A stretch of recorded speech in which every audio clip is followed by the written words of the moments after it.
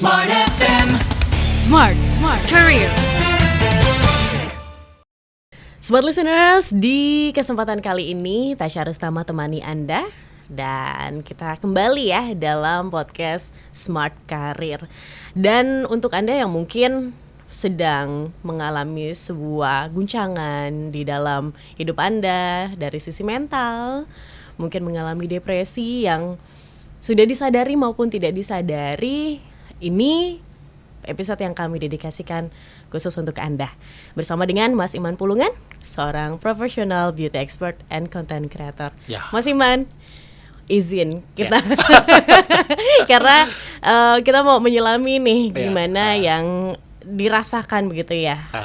Mungkin ceritanya ketika mungkin Mas Iman beberapa tahun silam pernah mengalami hal yang serupa.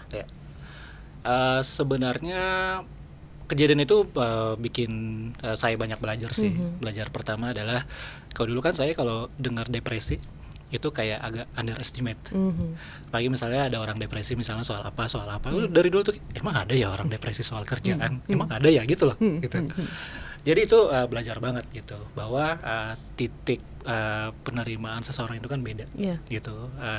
Ya balik lagi hidupnya berbeda, jadi titik orang merespon sesuatu pun titik beratnya itu beda gitu. Itu yang saya pengen yang sangat belajar. Dari situ saya nggak pernah underestimate lagi mengenai orang depresi gitu.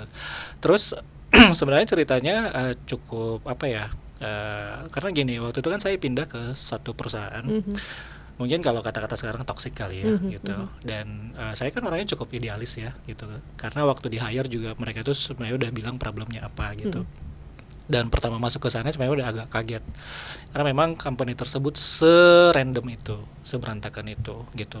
Apalagi waktu itu kan saya posisinya cukup strategis yang berhadapan langsung dengan owner, CEO, co-owner dan lain-lain. Dan mereka tuh semua tiga-tiganya itu punya decision maker yang sama.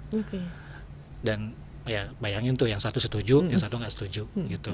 Dan ditambah seperti itu mungkin karena ini masih bisa dibilang family company tapi nggak juga, tapi soalnya dia udah punya kayak banyak cabang, ada puluhan gitu. Jadi sebenarnya udah quite inilah kayak udah stabil lah company-nya sebenarnya. Tapi di waktu yang sama kestabilan di company itu nggak terportrait di internalnya gitu. Jadi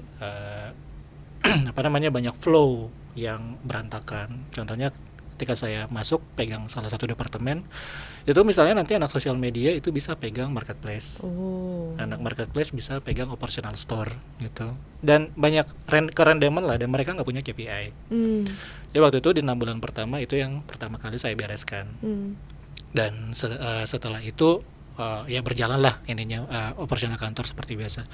Cuman memang waktu itu kayak udah melihat tanda-tanda bahwa kantor ini ada sesuatu yang nggak beres.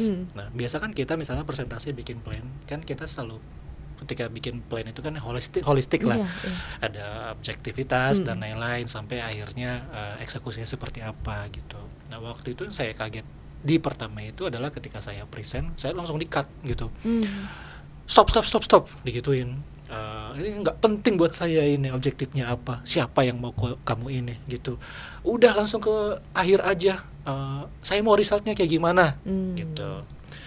Itu tuh sebenarnya udah kayak signal tuh di awal, kok kayak gini ya gitu. Kalau kita kerja kan harusnya mereka tuh paham flow-nya seperti ini gitu kan. Itu udah ngasih sinyal tuh di awal. Cuman kayak waktu itu masih kayak ya udahlah, mungkin emang owner kan dia nggak ngerti apa-apa gitu. Terus sinyal kedua adalah kayak ownernya ini bisa tuh anytime dia marah-marah sesuka hati dia. Saya punya tim, dia nggak suka, dia tuh datangin tuh nanti disensor ya atau ada anjingin gitu tim saya gitu, ini itu gitu. Apalagi kan sebagai kita seorang leader, kita nggak mau anak kita digituin kan gitu. Nah dimanapun waktu itu saya harus membackup mereka kan gitu. Dan ditambah ada juga tuh pernah kejadian waktu itu kan kantor di lantai berapa, nih orang kalau misalnya lagi marah dia bisa tuh ngangkat PC dilempar ke bawah gitu, perang gitu. Intinya udah udah kelihatan lah bahwa sebenarnya kondisi lingkungannya itu nggak bagus gitu. Satu-satunya waktu itu yang bikin saya bertahan itu anak-anak saya, karena mereka agak look up ke saya lah dengan datangnya saya, akhirnya kerja mereka mungkin lebih terarah, punya KPI. Karena saya juga setiap 3 bulan itu langsung ada yang namanya periksa, nggak harus kayak gini gitu. Mungkin mereka ininya ke sana. Akhirnya saya lama bertahan di situ, 1,5 tahun lah, gitu. Tapi dengan semua kejadian itu, karena kan semuanya tuh, bayangin Mbak, dari atas sampai bawah itu tuh toksiknya minta ampun, karena sudah akar.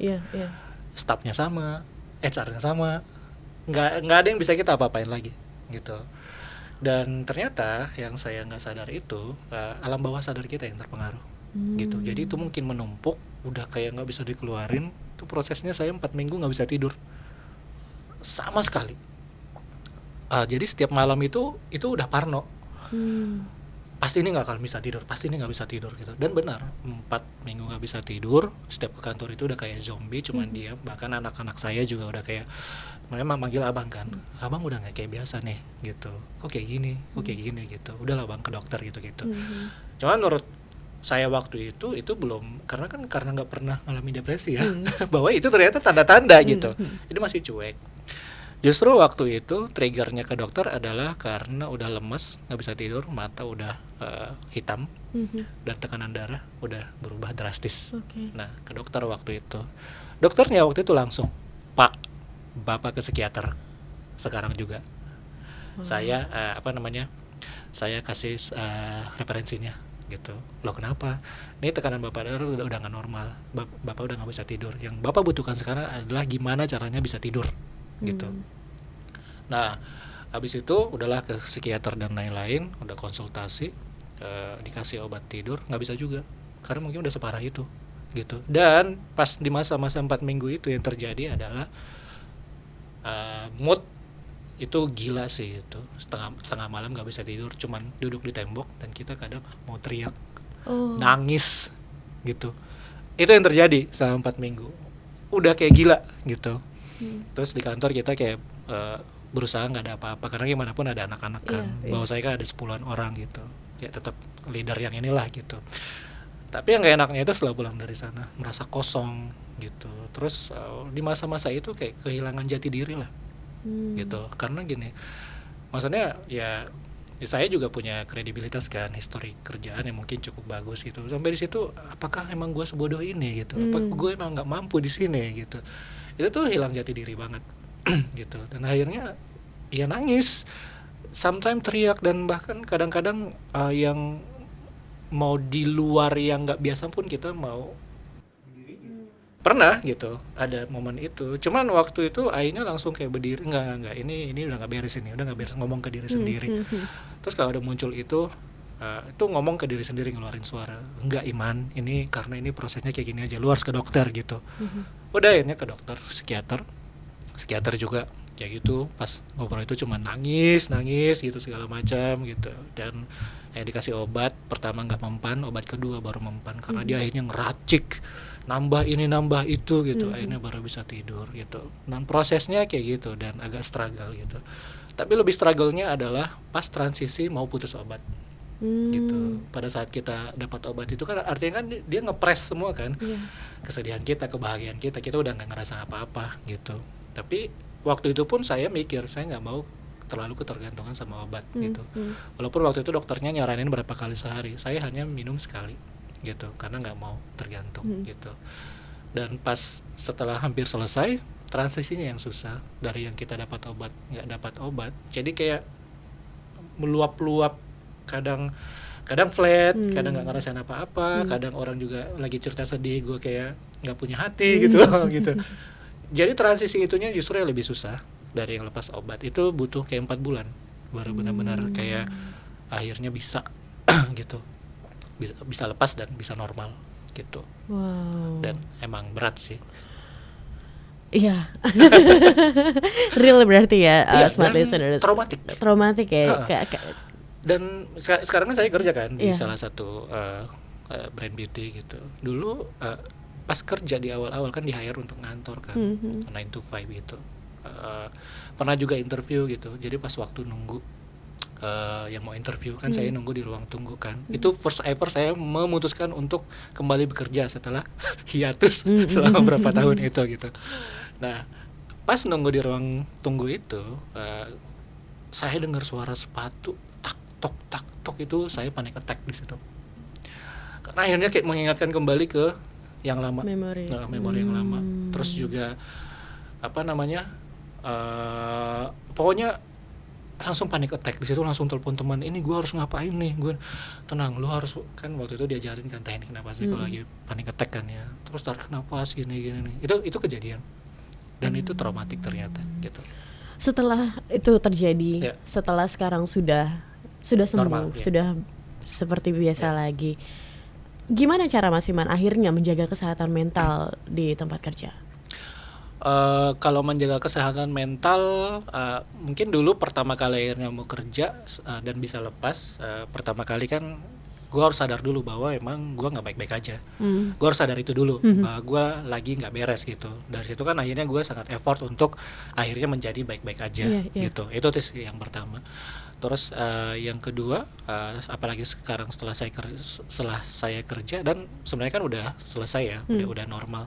Tapi tetap ada satu hal yang saya lakukan sampai sekarang gitu. Saya nggak mau melihat apa namanya, kan saya main sosial media. Teman-teman saya itu ada tuh ratusan misalnya yang saya follow gitu. Selain akun profesional, akun brand atau misalnya akun meme atau apapun itu akun personal itu semua saya hide, saya mute gitu.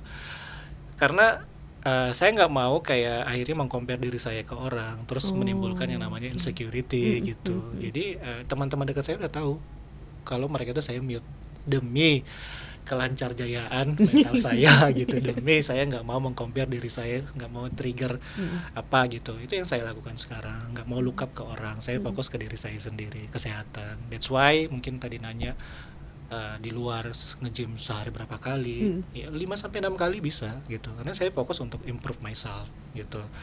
Nggak mau kayak sometimes juga ngelihat orang kadang-kadang ke-trigger, aduh dia enak ya, dia ini ya gitu, tapi itu langsung enggak, gue punya hidup sendiri gitu. Makanya ya udah nge-gym, terus kadang nge-mall sendiri, nonton sendiri. Mungkin buat orang aneh, tapi buat gue itu adalah me time gue yang paling bahagia gitu. Nggak apa namanya, kayak nggak perlu ngejaga perasaan orang, nggak perlu mikir orang tersinggung atau enggak, ya udah kayak gitu. Kadang gue makan siang ke mall, habis itu nonton gitu. Kadang random, aduh besok libur kemana ya, kayak check-in aja tiket pesawat, ya udah random aja langsung beli gitu. Nggak mikir saya mahal atau apa, yang penting gue pergi gitu, short escape gitu. Jadi itu sih yang paling penting, fokus ke diri sendiri. Berarti dengan adanya kejadian itu Mas Iman jadi lebih kenal lagi dengan diri sendiri. Banget. Karena sempat juga sih waktu itu orang bilang, saya kan muslim ya, ada juga orang bilang mungkin lu kurang sholat kali, kurang gitu ibadah, kurang mendekatkan ibadah, diri gitu. kepada Tuhan. Ada gitu. Tapi kan ya gue juga sholat sehari 5 kali gitu, tapi kan bukan sesuatu yang harus gue tunjukin di sosial media kan gitu. Tapi menurut gue waktu itu, kalau udah kayak gitu, bukan itu yang dibutuhkan. Lo harus sholat, harus misalnya dengan Tuhan gitu ya. Orang pendekatan dengan Tuhannya kan beda-beda gitu sih. Oke, terakhir Mas Iman, kan pernah mengalami sebagai seseorang yang pernah mengalami, ingin orang lain itu seperti apa sih agar kita bisa nih menghadapi dan lebih aware terhadap orang yang mungkin mengalami hal tersebut juga di sekitar kita. Kalau misalnya mungkin buat orang-orang yang belum ngalamin, kayaknya mungkin harus tahu dulu sih sebenarnya bahwa tanda-tanda itu ada gitu. Seperti yang tadi saya bilang kan, karena belum pernah ngalamin, saya nggak tahu nih gitu. Dan ternyata kayak tanda-tanda bahwa kesusahan tidur, sering panik, dan kemudian ya anxiety datang tiba-tiba gitu. Itu tuh menandakan bahwa lu kemungkinan ada di fase itu gitu. Dan itu adalah sebuah tanda bahwa mungkin lu siapa tahu depresi gitu. Karena kemarin juga aku dapat DM, aku kan cukup interak dengan followers kan, mereka juga bilang, bang aku tuh lagi nangis, aku tuh lagi capek, dia bilang gitu, gue tuh harus gimana gitu. Karena mereka juga sering lihat postingan mengenai itu kan di story, kayak dukungan lah buat orang-orang depresi ini. Jadi banyak juga yang dapat sebenarnya DM-nya kayak gitu. Itu juga sama, Neng kemungkinan itu tanda-tanda ini. Nah, harus lu lakuin sekarang adalah lu harus stop sejenak apa yang lu lakuin gitu. Terus lu validasi diri, lu ini segala macam. Kemarin tuh di DM lah gitu. Kemudian ada, apalagi sekarang ya karena udah pernah ngalamin dan itu sangat nggak menyenangkan. Ada yang kayak gitu, biasanya saya langsung lebih proaktif ke mereka. Gimana Neng, udah ini belum? Apa yang dirasain sekarang gitu. Karena kalau enggak, karena orang-orang seperti ini kan yang mereka butuhin adalah orang teman buat cerita, tempat sharing. Dan makanya tadi sebenarnya ada yang bilang, "Duh kurang sholat kali" gitu. Itu kita dijudge. Itu kita nggak butuh gitu. Kita butuh didengar cerita biar nggak ada yang dipendam lagi. Di awal mungkin itu buat orang-orang yang belum mengalami. Tapi buat orang-orang yang ternyata mungkin lagi di fase itu gitu. Kalau pesan saya, lu jangan pendam sendiri gitu. Lu cari orang terdekat lu yang bisa lu ajak cerita gitu. Dan karena kalau lu pendam sendiri itu bahaya. Karena ada aja trigger-trigger dari dalam. Kayak misalnya dulu pas di fase itu gue juga lagi nge-gym. Kan tempat gym di lantai berapa ya? Kepala 4 aja ya. Ada itu gitu. Dan lu harus sadar juga yang kayak bisikan-bisikan itu tuh kayak hanya apa ya? Kayak emang lagi mood lu kayak gitu aja gitu, bukan berarti lu harus ngelakuin itu gitu. Ya itu biasalah gitu. Jadi mungkin yang udah ngalamin ya lu cari teman cerita. Kalau ternyata memang butuh penanganan profesional ya nggak apa-apa juga gitu. Bukan berarti kita gila, bukan berarti apa, memang kita butuh itu gitu. Apalagi kan kita juga nggak tahu background masa kecil kita, keluarga, itu juga salah satunya bisa, karena saya pelajari dari dokter kemarin ya, dengan adanya kejadian saya kemarin, akhirnya kayak mengeluarkan semua luka-luka lama, kayak nge-trigger lagi, akhirnya itu numpuk gitu. Nah, dengan kita datang ke profesional, mereka nanti akan ngebantu mengarahkan gimana caranya akhirnya kita bisa menerima semuanya, berdamai gitu. Dan kita nggak gila, nggak, semua orang pasti ada fase itu gitu sih. Baik, dan gak ada manusia yang tumbuh tanpa trauma. Pasti. Jadi jangan malu untuk mendapatkan tolongan dari profesional. Oke. Terima kasih Mas Iman. Sama-sama. Sudah berbagi, dan semoga saja untuk Anda yang masih struggle bisa punya alasan lagi begitu ya Mas Iman ya, untuk bisa semangat lagi di dalam menjalani kehidupan. Benar. Dan ini dia akhir dari podcast kami dalam podcast Smart Career. Pastikan Anda juga dengarkan episode-episode lainnya. Dan kami pamit undur diri. Akhir kata, saya Tasya Rustama dan Iman Pulungan. Kami pamit. Sampai jumpa. Bye. Bye. Smart FM. Smart Career. Make your future better.